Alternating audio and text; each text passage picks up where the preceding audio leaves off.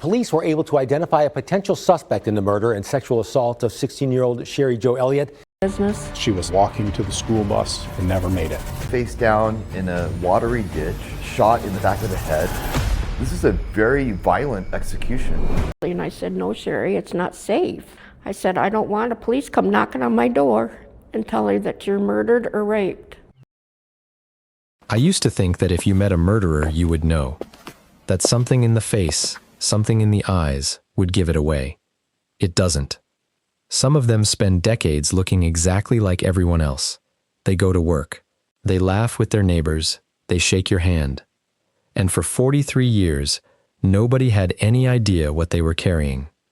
On the morning of November 2nd, 1983, 16-year-old Sherry Jo Smith stood in front of her bedroom mirror before school. She wasn't thinking about danger. She was making sure her clothes matched.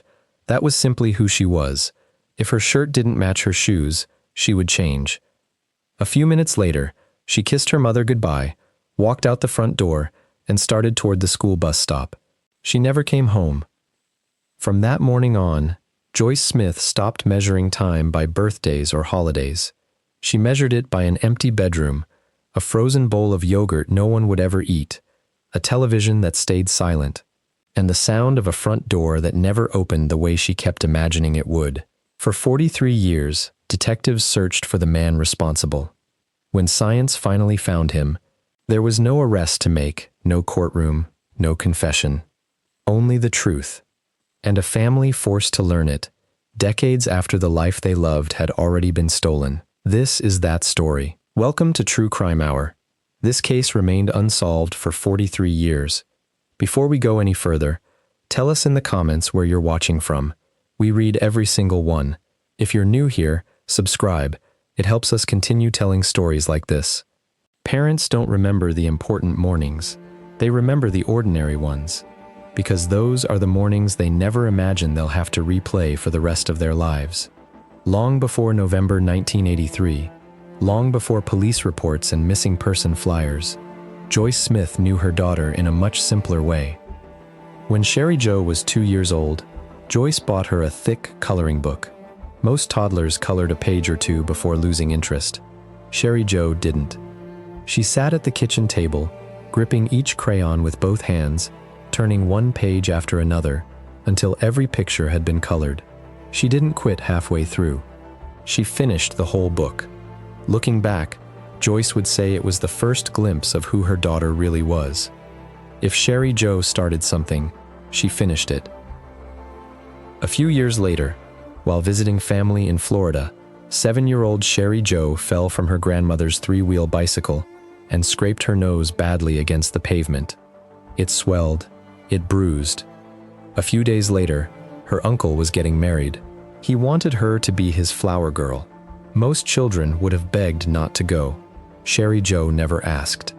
She put on her purple dress, stood beside her uncle with her injured nose still healing, smiled for the photographs, and quietly did exactly what she had promised to do. That was Sherry, not loud, not dramatic, just quietly dependable. As she grew older, another part of her personality became just as obvious. She trusted people, but not blindly. One afternoon, a couple stopped nearby and asked for directions. One of Sherry Jo's friends walked toward the car without a second thought. Sherry Jo stayed exactly where she was. She answered from a distance. She never stepped closer. Years later, Joyce would replay that moment over and over, because somehow, her daughter had always seemed to know that some lines weren't meant to be crossed. She was careful. She noticed things. She wasn't the kind of teenager who chased danger, which makes what happened on the morning of November 2nd, 1983, almost impossible to understand. You can tell a lot about a family by what happens after school. In Joyce Smith's house, every afternoon unfolded almost exactly the same way. Before Sherry Jo got home, Joyce would mix yogurt with Cool Whip and place it in the freezer. She knew exactly when it would be ready. The front door would open. Sherry Jo would kick off her shoes beside the space heater. She would walk straight to the couch. Before she touched the yogurt, before she turned on the television, she always did her nails. Then she would switch on The Young and the Restless, pick up the frozen yogurt, and settle into the same corner of the couch where she sat every afternoon. It happened so often that nobody thought about it anymore. It was simply home. Joyce never imagined she was watching a routine she would one day remember more clearly than almost anything else. Years later, she could still picture the shoes by the door, the bowl waiting in the freezer, the television turning on at the same time every afternoon. She kept remembering the routine because it was the routine that never came back. November 2nd, 1983, was cold enough to bite. Joyce told Sherry Joe to bundle up. The bus stop was only 2 blocks away, but the wind that morning cut straight through anything thin. Sherry Joe wanted to leave a little earlier. Joyce shook her head. "It's not safe," she told her. "I don't want a police officer coming to my door and telling me that you're murdered or raped." It was the kind of warning parents say every day, not because they believe it will happen, because they believe saying it might stop it from happening. Joyce never imagined those words would become the last warning she would ever give her daughter. Sherry Joe nodded. "Okay." She hugged her mother. "Love you." Then she walked out the front door, exactly as she always did. Her clothes matched. Her hair was just the way she wanted it. Nothing looked unusual. Nothing felt different. The hardest thing about last mornings is that they never look like last mornings. Around noon, Joyce's husband, Bob, came to find her at work. She knew something was wrong before he spoke. Sherry didn't come home. For a second, Joyce waited for him to smile, to tell her it was all a misunderstanding. He didn't. By evening, the routine that had repeated itself every school day had quietly fallen apart. The frozen yogurt was still sitting in the freezer. The television had never been turned on. The shoes beside the space heater hadn't moved. Joyce called Sherry Joe's father. "Have you heard from her?" "No." Then they called the police. The response was one families have heard for generations. "She's 16. She probably ran away." Joyce didn't argue because she was emotional. She argued because she knew her daughter. "Nothing is missing," she said. "Her clothes are here. Her money is here." She didn't leave. The answer never changed. Give it time. Wait until morning. Joyce would spend the rest of her life wishing she had never heard those words. Morning came. Sherry Joe still wasn't home. Joyce packed a bag and drove to Flint. Home had become the one place she could no longer bear to sit still. Every morning began with the same thought. Today's the day she comes home. Every night ended the same way. She didn't. Joyce and Sherry Joe's father printed hundreds of missing person flyers and carried them everywhere. Restaurants, gas stations, grocery stores, telephone poles, anywhere someone might stop long enough to look at her daughter's face. Every time Joyce walked into a restaurant, the same thought came into her mind. Is Sherry eating? She stopped noticing whether she was eating herself. Friends later remembered how much weight she had lost. Joyce never remembered deciding not to eat. She simply couldn't think about food while wondering if her daughter had any. Every girl wearing a blue coat made her look twice. Every payphone made her hope it would ring. Every unfamiliar face became a possibility. Crime Stoppers announced a reward. Local television stations interrupted their broadcasts with Sherry Joe's photograph. Tips poured in. A yellow Camaro, a white van. Someone who thought they had seen her at a shopping center. Someone else who was certain they had seen her walking down another street. Detectives followed every lead, because ignoring even one of them meant risking the only chance they had to bring her home. Then, 18 days after Sherry Joe walked out the front door, someone found what everyone had been praying would never be found. 18 days after Sherry Joe disappeared, a trapper was checking his lines along Mueller Road in rural Saginaw County. Near a drainage ditch, he noticed something that didn't belong, a flash of color against the brown November grass. He walked closer, then he stopped. He turned around, found the nearest telephone, and called the police. When deputies climbed down into the ditch, they found 16-year-old Sherry Joe Smith lying face down in the cold water. She was still wearing the clothes she had left home in that Wednesday morning. Her pants were unbuckled. There was a gunshot wound to the back of her head. Joyce was at work when Detective Doug arrived. He wasn't carrying a folder. He wasn't carrying photographs. He was carrying something small in the palm of his hand. Years later, Joyce would still remember how slowly he opened his fingers. Inside his hand was a necklace, Sherry Joe's necklace, the same one Joyce had watched her fasten before leaving for school. The detective looked at her quietly. "Is this Sherry's?" Joyce stared at it for a long moment. Then she nodded. "Yes, that's hers." The detective lowered his head. Then he said the words, "No parent survives hearing." "She's dead." Everything Joyce remembered about her daughter suddenly belonged to the past. The coloring book, the purple flower girl dress, the frozen yogurt waiting in the freezer, the television that came on every afternoon, the girl who always finished what she started. In a single sentence, she became a memory. The autopsy answered some questions. It created even harder ones. Sherry Joe had been shot 4 times. Once in the abdomen, twice in the back, once in the head. But one finding stopped everyone. She hadn't died immediately. The medical examiner concluded she had survived for another 3 to 4 hours after being left in the ditch. 3 or 4 hours, in cold November water, alone, waiting for help that never came. Years later, Joyce would say the hardest part was learning that her daughter had still been alive. Not the gunshots, not the ditch. The waiting. That was the detail she could never escape. Detective Sergeant William Art did everything investigators in 1983 knew how to do. He photographed the scene, collected the clothing, clipped the fingernails, collected biological evidence, logged every piece into the evidence room. He didn't fail. Science simply hadn't caught up yet. DNA testing capable of identifying a killer from those samples didn't exist. So the evidence disappeared onto a shelf inside an evidence locker, waiting, not for weeks, not for months, for 43 years. While the evidence waited, Joyce tried to learn how to live inside a house that no longer made sense. Every afternoon, The Young and the Restless still came on at exactly the same time. The couch stayed empty. The frozen yogurt in the freezer was never eaten. She couldn't bring herself to throw it away. The purple flower girl dress still hung in the closet. The matching clothes stayed folded in their drawers. The shoes still rested beside the space heater. Every room in the house looked exactly the same, except the person who gave those rooms their life never walked back through the front door. In the first days of the investigation, detectives looked where detectives almost always look first, inside the family.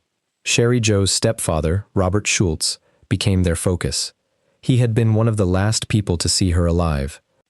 Investigators questioned him repeatedly. They asked him to take a polygraph. He refused. The suspicion didn't end there. More than once, detectives called him, convinced that if they kept pushing, eventually he would confess.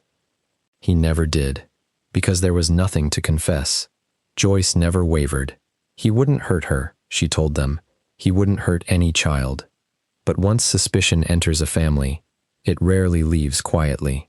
For months, Joyce watched the man she loved live beneath an accusation he hadn't earned, while they were both trying to survive the loss of the same daughter.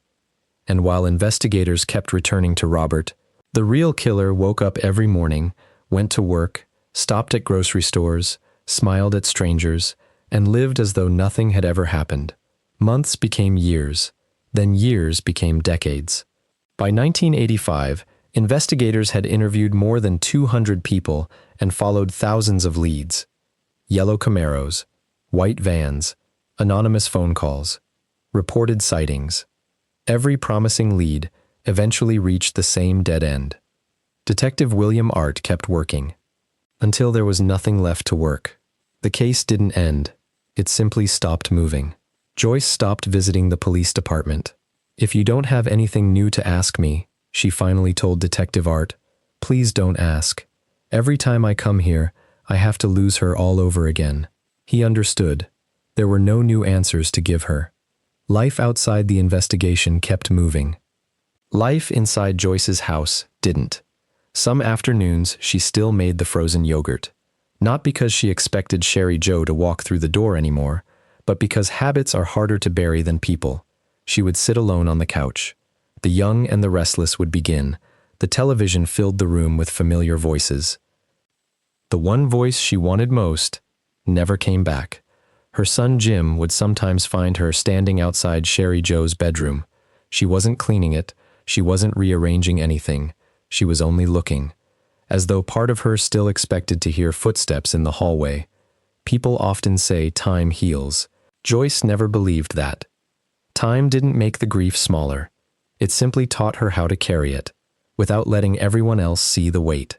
In 2002, 19 years after Sherry Joe was found on Mueller Road, Detective Art tried one more time. The DNA collected back in 1983 was entered into CODIS, the FBI's national DNA database. Then everyone waited. No match. Not because the DNA was wrong, because the man they were looking for wasn't in the system. The investigation stalled again. And while the evidence sat quietly inside an evidence locker, the killer built a life. He married year. He found steady work as a dental hygienist inside a Michigan prison. On weekends, he played guitar in a local band. Neighbors waved when they saw him. Co-workers knew him as dependable. No one looked at him and saw a murderer. Maybe that's the hardest part of this story. Not that he escaped justice for a while, but that while Joyce measured her life by everything she had lost, he spent those same years living as though nothing had ever happened. Nearly 40 years had passed. Most detectives would have accepted that the case was never going to move again. William Art didn't. In 2022, something unexpected happened. A Border Patrol agent arrested a man at an airport in Utah. He had been living under a false identity for 16 years. The name reached Detective Art. Something about it felt familiar. He opened the old case files. There it was. The same man had been interviewed during the original investigation into Sherry Joe's murder before leaving Michigan decades earlier. For the first time in years, there was a reason to hope. Art obtained a warrant. The DNA sample was collected. Then everyone waited. The result came back. Not a match. Another name crossed off. Another door closed. But something had changed. For years, every new lead had only reminded Art how impossible the case had become. This time, the failure reminded him something else. The evidence still had answers. They just didn't have the technology to hear them yet. Late in 2024, Michigan State Police made one final decision. Instead of looking for another suspect, they sent the evidence itself somewhere new. To Othram, a laboratory in Houston that specializes in solving cases everyone else has given up on. Among the evidence was something investigators had collected back in 1983, a sanitary napkin Sherry Joe had been wearing the day she was attacked. Inside it, DNA had been waiting for 42 years, not lost, not destroyed, just waiting for science to catch up. The sample was fragile. Time had damaged it, but it hadn't erased it. Inside the laboratory, scientists began doing something detectives in 1983 couldn't even imagine. They reconstructed a genetic profile.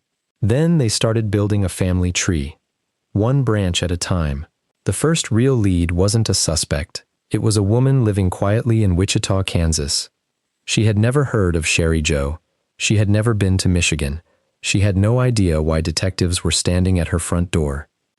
They explained everything. She listened. Then she agreed to help. She gave a DNA sample. Her son did too. Neither of them knew they were helping solve a murder committed more than 4 decades earlier. For months, genealogists, detectives, researchers, even students from Western Michigan University worked through birth records, marriage certificates, family trees, one branch after another. Every wrong branch disappeared, until eventually, only one name remained: Ronnie Collins. Ronnie Collins had lived in the area in 1983. He was in his early 30s, and buried inside the original case file. Detectives found something almost forgotten. A witness had once mentioned a white van.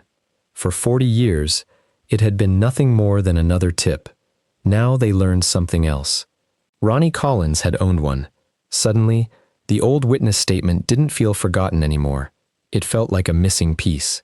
In January 2026, Detective Art picked up the phone. He asked Ronnie Collins if they could meet. Collins asked for more time. The holidays, then after New Year's. Art agreed. The meeting was scheduled. The day arrived. Art waited.